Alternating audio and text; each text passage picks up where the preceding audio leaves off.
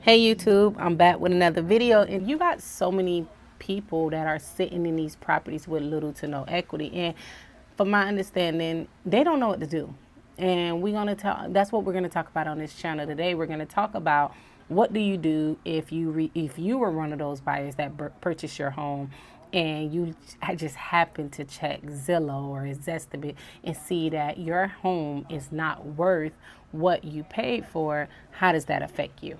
So stick around for that video. If you like content like this, make sure you take time out to subscribe. I don't get paid to do YouTube. I'm just out here just literally putting the information out because I think people need to understand. I think there's a certain amount of information and value that I can provide to you. So only way that I can provide it, if you take time out to subscribe to my channel and turn on your notification so that when I do post videos, you're able to see it. Now that I said that, let's hop right into the video. First, let's talk about how do properties lose value all of a sudden? Like, how can 3 months ago your property was worth this? Because I'm pretty sure you got an appraisal, and appraiser said that, hey, your property's worth 520, and that's how we sell the property. Like, just being honest, because I done represented buyers so many times. So a lot of times when I was representing buyers, the first thing I used to tell them, like, hey, you're going to get an appraisal, especially if you're doing an FHA loan. And I will always recommend this on the conventional, but especially if you're doing an FHA or a VA loan, you're pretty much your property you're purchasing is subject to an appraisal. A bank never wants to loan on a property that's not really worth what you're paying for it. So they're going to always do what's called an appraisal, and an appraiser come in, they appraise the property, and as long as it appraises, you purchase it. I'm not talking about the people that pay more than the appraisal, because those people are already in trouble. I'm not talking about those that were paying 10, 20, 30, 40,000, because those people been in trouble a long time ago, and we'll probably do that in another video. But I'm talking about the ones who property just appraised, like it appraised at value. So an appraiser, they did their job. They looked at the comparables probably in the last 3, 6, 9 months, and even back to a year, because that's what appraisers do. They go back 3, 6, 9, 12. But going back, it probably showed that whatever this person was buying a house for, it was worth that. However, our market has changed, and now when I look at comparables or anything that I look at for my seller, I am not going 3, 6, 9, 12 months. Anytime I'm representing a seller, I'm going in the last 7 days, maybe in the last 14 days, 21 days, because our market has changed tremendously in the last month. So we have to check more and more constantly to see what's happening to get it even more accurate. So let's just start there. So, okay, your property was worth that when you bought it. So now you got sellers that decide to say, hey, I want to sell my property. If the prices, though, they start to sell, they prices, say they saw that you bought yours at 550. You bought it at 550. They decide, okay, I want to buy my property. I want to sell my property at 575 because they bought it at 550. So my house should be worth, it's a little better, it's a little bigger. I got this, I got that. So I'm going to sell it for a little bit more than what they bought it for, because that's what it's worth. Now they sitting on the market. 3 months go by, they drop it. Okay, I'm going to put it at 5. They bought it at 550. I'm going to put it at 550. Mind you, they paid less than that. Okay, 550. Nothing is happening. No showings, no contracts, no nothing. So now the realtor is like, we got to drop it. They drop it to 515. Still nothing. They drop it to 495. All of a sudden they got offer because the demand is not there. So that it just take that one seller to drop it. So now the seller dropped it at 495. Okay, that's one house. You're still not affected. Not Mr. I bought my house at 550. It's not affecting you. It doesn't bother you. Your value is still what it is. But then now you got second seller, third, fourth seller. They're going off the more and more recent data. And the more and more recent data is showing that the houses are selling not at 550 anymore, but they're selling at 495, 485, 475. So all it takes is for a couple of sellers to start to sell and give in to the demand, because the demand is saying that the prices are not worth what this person paid for it 6 months ago. This is what the prices are going for now. So it take a couple of houses, and then now you sitting in that house who purchased at 550. Now, when you look up your property and you look at the value of your property, it done dropped significantly. And it's nothing you did. You didn't do anything. It's what happened around you is what affected you. So now that you're in it, okay, your property is not worth what you paid for it. Get it? So now what? Long as you have no plan on selling or refinancing, it does not affect you. I would just hope that whatever payment you have, you can afford it, that you didn't max out, you didn't overpay, you didn't over budget yourself as far as what you can afford. And if you did over budget yourself as far as what you can afford, what I would recommend you do is possibly invest in yourself.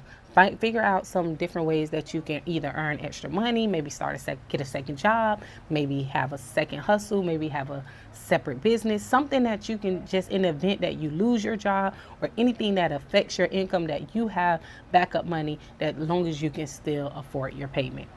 The market crashing around you does not affect you unless you go to sell.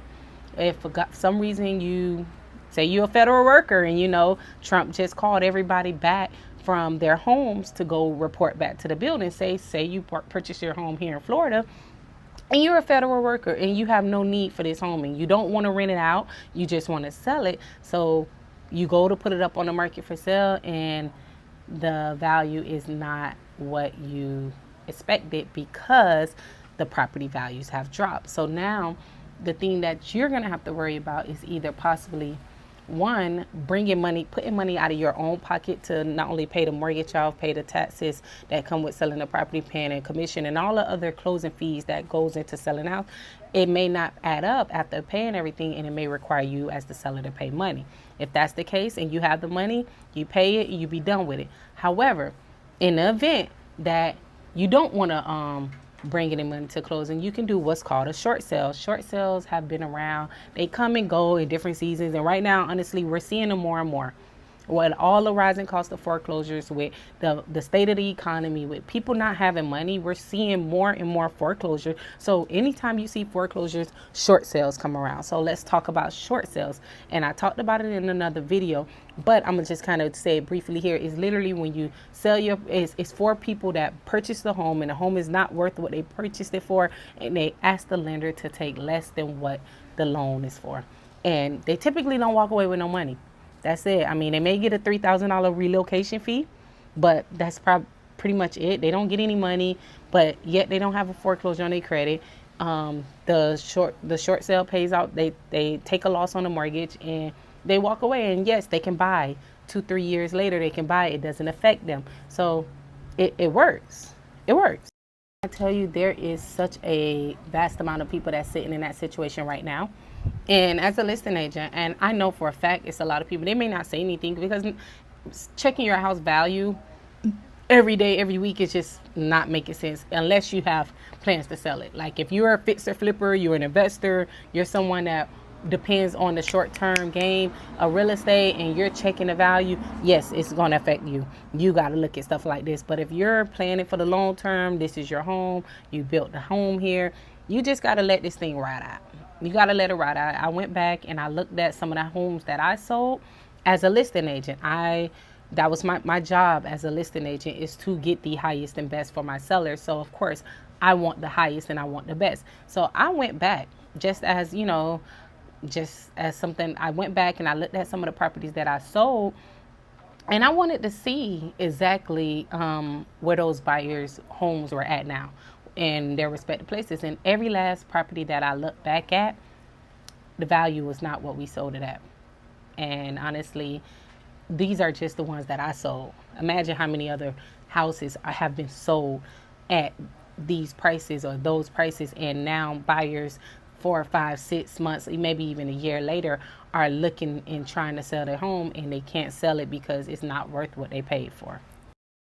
It's a real thing, YouTube. It's definitely a real thing, and that's why it's super important that when you're buying real estate, it's just like the stock market. Like, you have to pay attention. It's all about times and season. There's a season for this, is a season for that. It's a time to buy and it's a time to sell. And sometimes, unfortunately, some people sell at the wrong time, some people buy at the wrong time.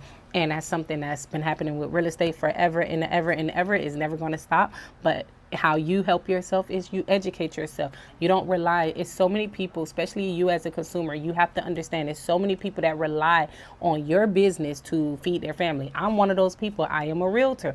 I rely on people buying, selling, real estate so that I can feed my family and I can take care of my home. So with that being said, so many people rely on you not knowing. So whether you think it's a good time to buy or sell, that is all up to you.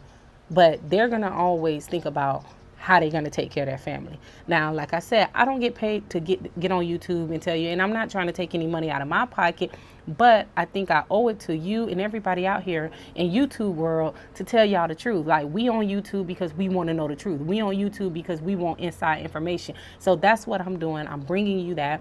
This is all I do on this channel. So that being said, guys, that's all I got for you today. I mean, video real cute, real short. But if you like content like this, or there's other things that you want to talk about, send me my contact information is below. Reach out to me, like, comment, and subscribe to my channel. I really would love to have you.